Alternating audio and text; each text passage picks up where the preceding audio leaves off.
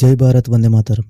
ಭಾರತದ ವಿದೇಶಾಂಗ ಸಚಿವರಾದಂತಹ ಎಸ್ ಜಯಶಂಕರ್ ಒಂದು ಹೇಳಿಕೆಯನ್ನು ಕೊಟ್ಟಿದ್ದಾರೆ. ಅವರಿವರ ಜಗಳ ಬಿಡಿಸಲು ನಾವು ಪಾಕಿಸ್ತಾನಗಳಂತೆ ದಲ್ಲಾಳಿಗಳಲ್ಲ, ನಾವು ಯಾರಿಗಾಗಿಯೂ ಬ್ರೋಕರ್ ಕೆಲಸ ಮಾಡಲ್ಲ. ಇದು ಅಮೆರಿಕ ಮತ್ತು ಇರಾನ್ ನಡುವೆ ಸಂಧಾನ ನಡೆಸುವ ಜವಾಬ್ದಾರಿಯನ್ನು ಪಾಕಿಸ್ತಾನಕ್ಕೆ ನೀಡಲಾಗಿದೆ. ಭಾರತದ ವಿದೇಶಾಂಗ ಸಚಿವ ಡಾಕ್ಟರ್ ಎಸ್ ಜಯಶಂಕರ್ ನೀಡಿರುವ ತಿರುಗೇಟು. ಮಾಧ್ಯಮದವರು ಎಸ್ ಜಯಶಂಕರ್ ಬಳಿ ಒಂದು ಪ್ರಶ್ನೆಯನ್ನು ಕೇಳಿದರು. ಅಮೆರಿಕ, ಇರಾನ್, ಇಸ್ರೇಲ್ ಈ ಮೂರು ರಾಷ್ಟ್ರಗಳೇ ಯುದ್ಧ ನಿಲ್ಲಿಸುವ ಮತ್ತೆ ಮಧ್ಯಸ್ಥಿಕೆ ಪಾಕಿಸ್ತಾನ ವಹಿಸಿಕೊಂಡಿರುವ ಬಗ್ಗೆ ಅದಕ್ಕೆ ಈ ರೀತಿಯ ಉತ್ತರ ಕೊಟ್ಟಿದ್ದಾರೆ. ನಿಯತ್ತು, ತಾಕತ್ತು ಮತ್ತು ವಿದ್ವತ್ತು ಇದ್ಯಾವುದರಲ್ಲೂ ಭಾರತವನ್ನು ಸರಿಗಟ್ಟಲಾಗದ ಪಾಕಿಸ್ತಾನ ಜಾಗತಿಕ ವೇದಿಕೆಯಲ್ಲಿ ತನಗೊಂದು ಸ್ಥಾನವಿದೆ ಎಂದು ತೋರಿಸಿಕೊಳ್ಳಲು ಒದ್ದಾಡುವುದನ್ನು ಕಂಡು ಗುಳ್ಳೆಂದು ನಕ್ಕರೆ ಅದು ಖಂಡಿತ ನಿಮ್ಮ ತಪ್ಪಲ್ಲ. ಏಕೆಂದರೆ ಪಾಕಿಸ್ತಾನದ ನಕಲಿ ಪ್ರತಿಷ್ಠೆಯೇ ಹಾಸ್ಯಾಸ್ಪದವಾಗಿದೆ. ಅದರಲ್ಲೂ ಭಾರತಕ್ಕೆ ಟಕ್ಕರ್ ಕೊಡುವ ಉದ್ದೇಶದಿಂದ ಏನಾದರೂ ಆಟ ಆಡಿದರೆ ಅದರ ಸ್ಥಾನ ತೋರಿಸದೆ ಭಾರತ ಬಿಡಲ್ಲ ಅಂತ ಹೇಳಿದರು. ಹಾಗಾದರೆ ಪಾಕಿಸ್ತಾನದಲ್ಲಿ ಏನಾಗುತ್ತಿದೆ? ಆ ರಾಷ್ಟ್ರದ ಒಳಗೆ ಸಪರೇಟ್ ರಾಷ್ಟ್ರಕ್ಕಾಗಿ ಘರ್ಷಣೆ ನಡೆಯುತ್ತಿದೆ. ಮತ್ತೊಂದು ಕಡೆ ಅಲ್ಲಿನ ಪ್ರತಿಯೊಂದು ವಸ್ತುಗಳ ಬೆಲೆ ಏರಿಕೆ ಆಗುತ್ತಿದೆ. ಒಂದು ಕಡೆ ಬಲೂಚ್ ಲಿಬರೇಷನ್ ಆರ್ಮಿ, ಮತ್ತೊಂದು ಕಡೆ TTP ಪಾಕಿಸ್ತಾನವನ್ನು ಬಗ್ಗು ಬಡಿಯುತ್ತಿದ್ದಾರೆ. ಇಂತಹ ಸಂದರ್ಭದಲ್ಲಿ ಎದ್ದು ನಿಲ್ಲಲು ಆಗ್ತಾ ಇಲ್ಲ. ಅಂಥದ್ರಲ್ಲಿ ಮತ್ತೊಂದು ರಾಷ್ಟ್ರ ಯುದ್ಧ ನಿಲ್ಲಿಸಲು ಮುಂದಾಗಿದ್ದಾರೆ. ಪಾಕಿಸ್ತಾನ ಹಾಗೂ ಅಫ್ಘಾನಿಸ್ತಾನದ ಜೊತೆ ಸಂಘರ್ಷ ನಡೆಯುತ್ತಿದೆ.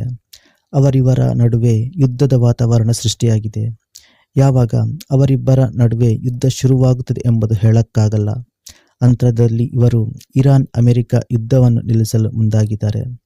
ಪಾಕಿಸ್ತಾನದ ಹಿಸ್ಟ್ರಿ ತೆಗೆದು ನೋಡಿದಾಗ ಅವರು ಇದುವರೆಗೆ ಒಂದೇ ಒಂದು ಯುದ್ಧವನ್ನು ನಿಲ್ಲಿಸಿಲ್ಲ. ಅಮೆರಿಕ, ಇರಾನ್, ಇಸ್ರೇಲ್ ಯುದ್ಧದಿಂದ ಪ್ರಪಂಚನಾದ್ಯಂತ ಕೆಲವೊಂದು ರಾಷ್ಟ್ರಗಳಲ್ಲಿ ತೈಲ ಅಭಾವ ಉಂಟಾಗಿದೆ. ಈ ಕೊರತೆಯನ್ನು ನೀಗಿಸಬೇಕಾದರೆ ಯುದ್ಧ ನಿಲ್ಲಿಸಬೇಕು. ಇಲ್ಲಿ ಭಾರತ ಸ್ಟ್ಯಾಂಡ್ ಒಂದೇ, ಪರಸ್ಪರ ಮಾತುಕತೆಯ ಮೂಲಕ ಈ ಸಂಘರ್ಷಕ್ಕೆ ಅಂತ್ಯ ಹಾಡಬೇಕು. ಭಾರತ ಯಾವುದೇ ರಾಷ್ಟ್ರಕ್ಕೂ ಮಧ್ಯಸ್ಥಿಕೆ ವಹಿಸಲ್ಲ.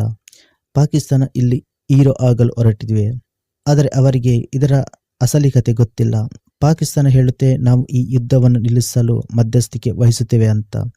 ಈ ಯುದ್ಧ ಕೇವಲ ಅಮೆರಿಕ, ಇರಾನ್, ಇಸ್ರೇಲ್ಗೆ ಸಂಬಂಧಪಟ್ಟ ವಿಚಾರವಾಗಿದೆ.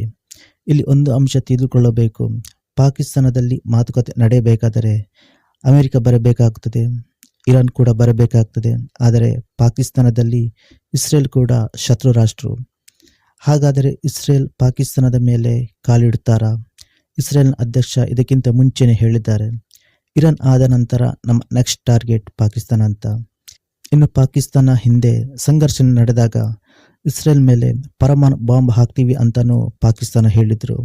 ಹೀಗಿರುವಾಗ ಇಸ್ರೇಲ್ ಪಾಕಿಸ್ತಾನದ ಮೇಲೆ ಕಾಲಿಡುವುದು ಅನುಮಾನ. ಇಲ್ಲಿ ಪಾಕಿಸ್ತಾನದ ವ್ಯರ್ಥ ಪ್ರಯತ್ನ. ಪಾಕಿಸ್ತಾನದ ಮಾಧ್ಯಮಗಳು ಸುಳ್ಳು ಹೇಳುತ್ತಿದ್ದಾರೆ. ಅಮೆರಿಕದ ಅಧಿಕಾರಿಗಳು ಹೇಳಿದರು, ಈ ವಿಚಾರದ ಬಗ್ಗೆ ಅಫಿಷಿಯಲ್ ಅನೌನ್ಸ್ ಆಗುವವರೆಗೆ ಕಾಯಿರಿ ಅಂತ.